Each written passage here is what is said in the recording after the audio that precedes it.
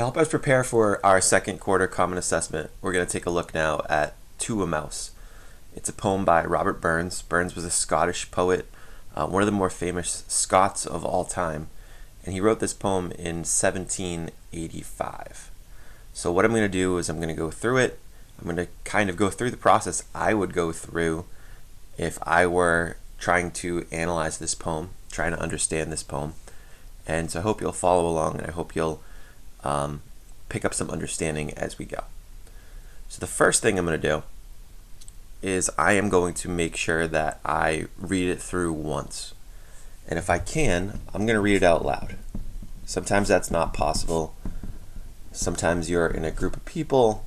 You're just not able to actually voice the words. If that's not possible and you can't even whisper it to yourself, a good idea might be to try and read it, with a voice in your head as though you were reading out loud, because with poetry, it oftentimes helps to hear it. So let's try that. So I'm just going to read it through once, and as I go, I'm going to circle any words that kind of trip me up or that I'm not sure what they mean or that I might want to come back to later and either look up or try and put into context. So here we go. To a mouse. Small, crafty, cowering, timorous little beast. Oh, what a panic is in your little breast. You need not start away so hasty with argumentative chatter. I would be loath to run and chase you with murdering plow staff. I'm truly sorry man's dominion has broken nature's social union, and justifies that ill opinion which makes you startle at me, your poor earth-born companion and fellow mortal. I doubt not sometimes that you may steal. What then? Poor beast, you must live. An odd ear in 24 sheaves is a small request. I will get a blessing with what is left and never miss it. Your small house, too, in ruin. Its feeble walls the winds are scattering. And nothing now to build a new one of coarse green foliage, and bleak December winds coming, both bitter and piercing. You saw the fields laid bare and empty, and weary winter coming fast, and cozy here beneath the blast you thought to dwell, till crash! The cruel plough passed out through your cell. That small heap of leaves and stubble has cost you many a weary nibble. Now you are turned out for all your trouble, without house or holding, to endure the winter's sleety dribble and hoarfrost cold. But little mouse, you are not alone, in proving foresight may be vain. The best laid schemes of mice and men often go awry, and leave us nothing but grief and pain for promised joy. A few of those words in here. Foresight, vain, awry. Still you are blessed compared with me. The present only touches you. But oh, I backward cast my eye on prospects dreary, and forward though I cannot see, I guess and fear. Okay. So we've read it through once. Now I'm going to read it again. And this time I'm going to go back and try to better understand the words that I've circled.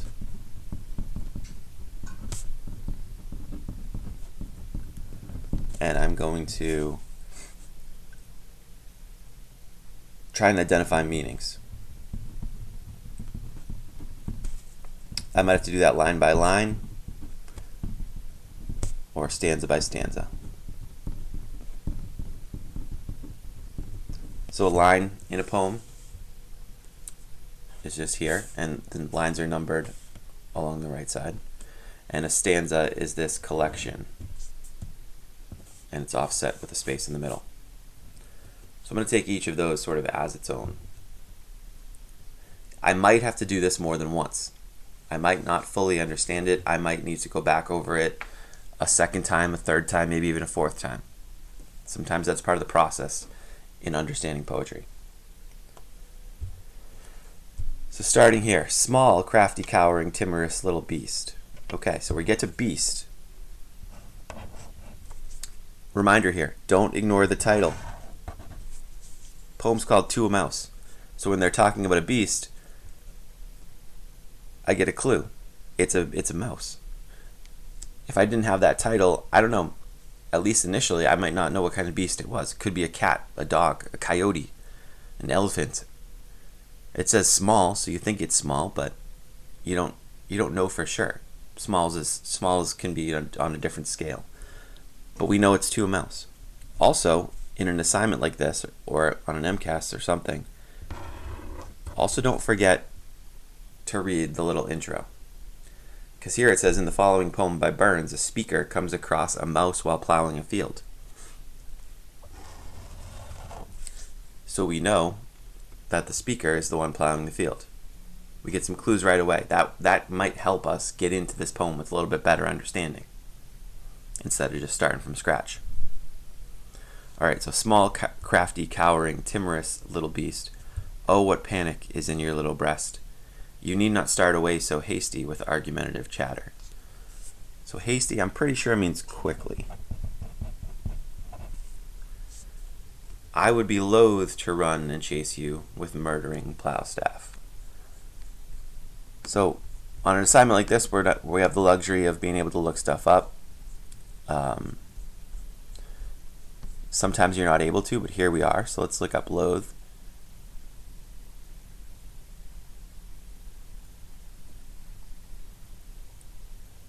So, unwilling to do something. So I would be unwilling to run and chase you with murdering plow staff. Plow staff's another one I don't know. I think I might know it from the context. Yep. It's like the blade of a plow. Obviously plows were different in 1785, but nevertheless sharp, meant to clear a field. So, what do we have now in this first stanza? We have a little animal. We know it's a mouse. So a little mouse. You need not start away so hasty with argumentative chatter. Oh, small, crafty, towering. Little mouse who's scared. And scurries away. So he starts away so hasty. Scurries away when he hears someone or something.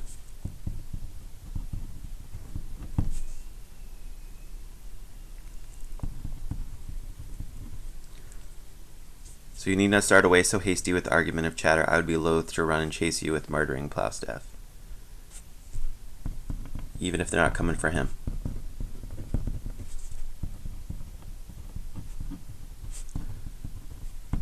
Alright.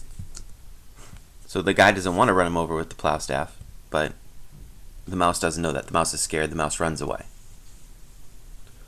I'm truly sorry, man's dominion. So dominion here, looking this one up. Man's power, man's claim to something. Okay, so that helps. I'm truly sorry, man's dominion. Man's claim to something has broken nature's social union and justifies that ill. So the farmer's sorry, says I'm sorry. But his dominion, but he's just tending the land. He's just doing his job. And justifies that ill opinion which makes you startle at me, your poor earth-born companion and fellow mortal. So he gets why. He's sorry, he gets why the mouse is scared. There's a plow coming at him.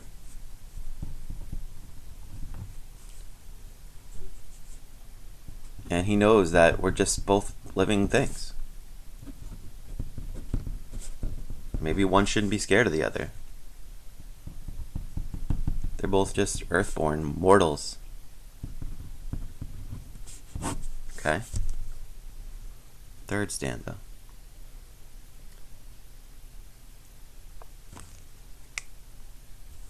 So back here, just that ill opinion is justified.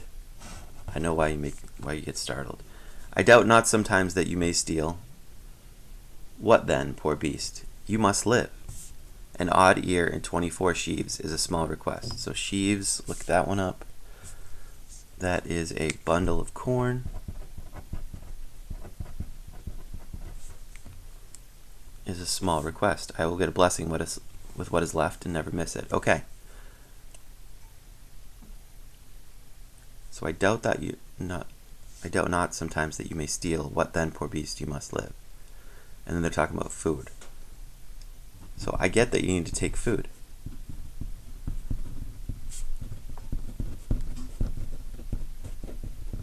Because you need to eat to live. 24 sheaves, an odd ear. So one piece of corn in 24 sheaves is a small request. I will get a so farmer says he has plenty of corn and won't miss one ear.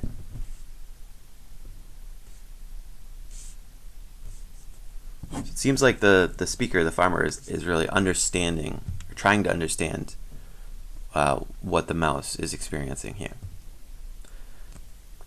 Next stanza. Your small house too in ruin. Its feeble walls the winds are scattering, and nothing new to build a new one, of coarse green foliage, and bleak December's winds coming, both bitter and piercing.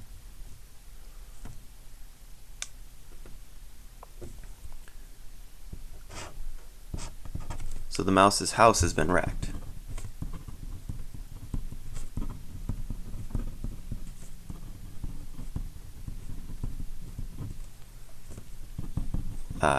He has nothing to rebuild with. Maybe because of the season. Talks a little bit about the foliage in the winter.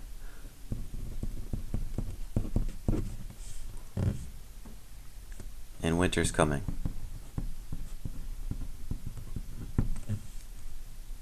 When winter's coming, we can imply it's time to build a new shelter. Or time to build a shelter. Time to seek shelter. Time to find warmth. Okay. Again, we're just taking it stanza by stanza here. You saw the fields laid bare and empty, and weary winter coming fast. Okay. So you noticed, the mouse noticed that winter was coming.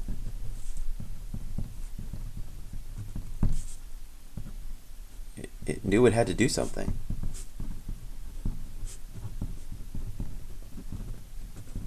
You thought to dwell. It knew to build. You thought to dwell till crash. The cruel plow passed out through your cell. Uh-oh. We now know who destroyed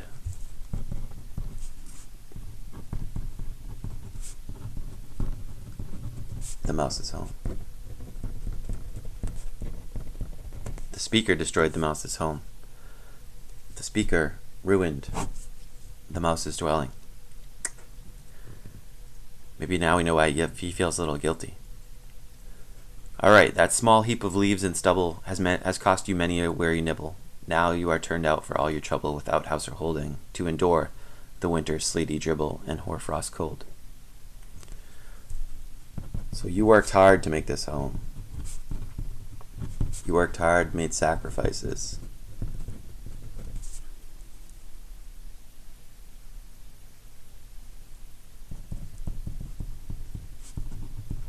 But now you're left with nothing. You're left starting over, unprotected.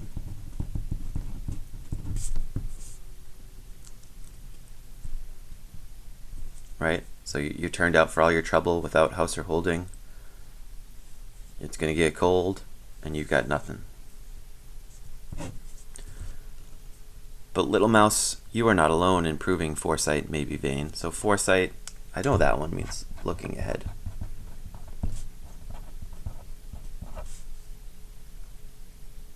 And I know vain means pointless or useless.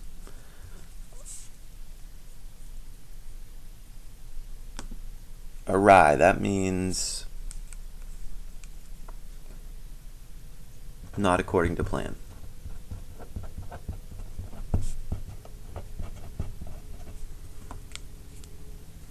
So, but little mouse, you are not alone. Improving foresight may be vain. The best laid schemes. Alright, so, mouse, you aren't the only one.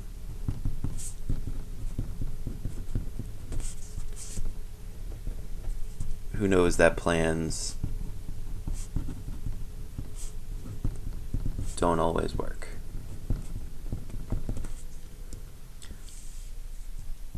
Even the best laid schemes of mice and men. Here we go. Ooh, that's interesting. The best laid schemes of mice and men often go awry. Even the best plans fail often. Right? Often go awry, not according to plan. So the best laid schemes of mice and men often go awry. So the best plans, those fail oftentimes too. So fail often, fail a lot. Even when we expect joy, promise joy,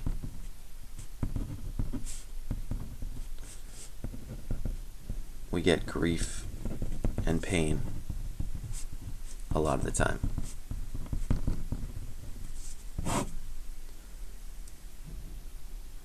Kind of reminds me of the novel, right? Still you are blessed compared with me. The present only touches you. But oh, I backward cast my eye on prospects dreary, and forward, oh, I cannot see, I guess and fear.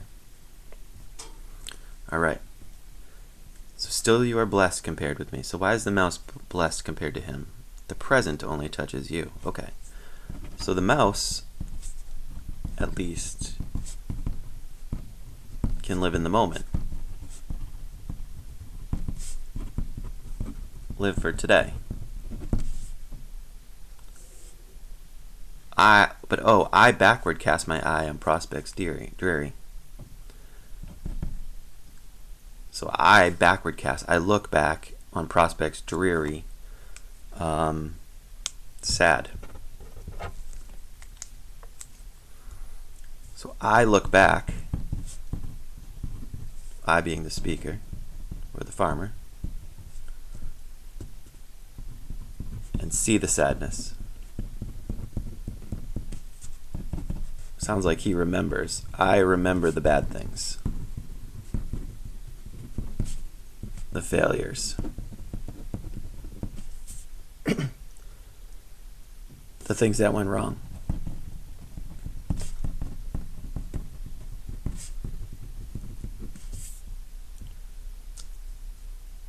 And forward, though I cannot see, I guess and fear.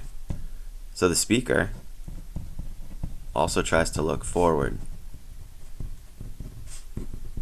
Maybe he's doing that for hope, right? Like we say, like move on, look ahead. Speaker tries to do that, except he can't see the future. No one can. So he guesses. And when he guesses, he worries about what's to come. He fears. Because he knows he can't see, but he's thinking about it. He's trying to see it. But he doesn't really know what'll happen. He wishes he could live in the present, because the present only touches the mouse.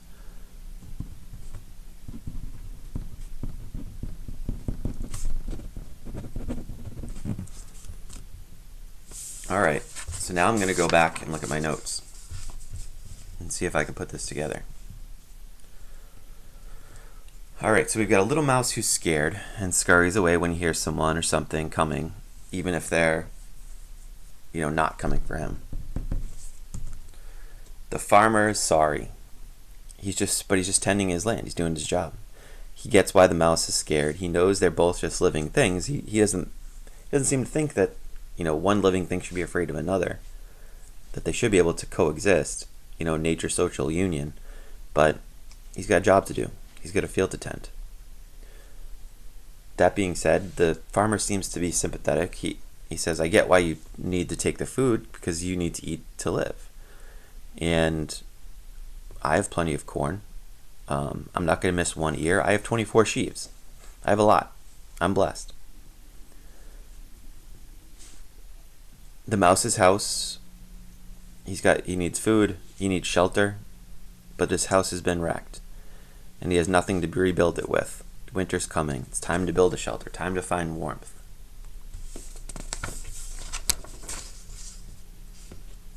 And the mouse knew this.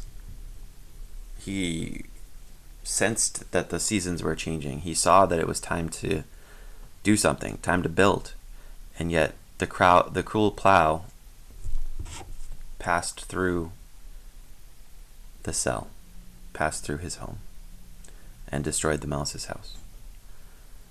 You had worked hard, you made sacrifices, the mouse did, but now the mouse is left with nothing. It's left to start over, and start over unprotected. But mouse, the speaker says, you aren't the only one who knows that plans don't always work out. Even the best plans fail often, fail a lot of the time. Even when we expect joy, or we plan for joy, we wind up with grief or pain a lot of times. But at least the mouse lives in that present moment, lives for today. The speaker, and I think we can probably make the leap that he's talking about, humans, he looks back and sees the sadness. He remembers the bad things, remembers the failures, remembers what went wrong, remembers what was supposed to be. The speaker also tries to look forward, maybe for hope, maybe to plan for the future again. But he knows he can't see the future. And so he guesses what the future might look like. And he worries. And he stresses about what's to come. And he realizes no one can know what happens. So there's fear there. Everyone fears the unknown. And with that fear creates more worry. Alright. So I think I've got a sense of what the poem is about. Now the challenge is to come up with some themes. Another challenge in this case is to think about that line. The best laid schemes of mice and men often go awry. That was the inspiration for Steinbeck and the title of the novel we just finished. So that's something to think about as well.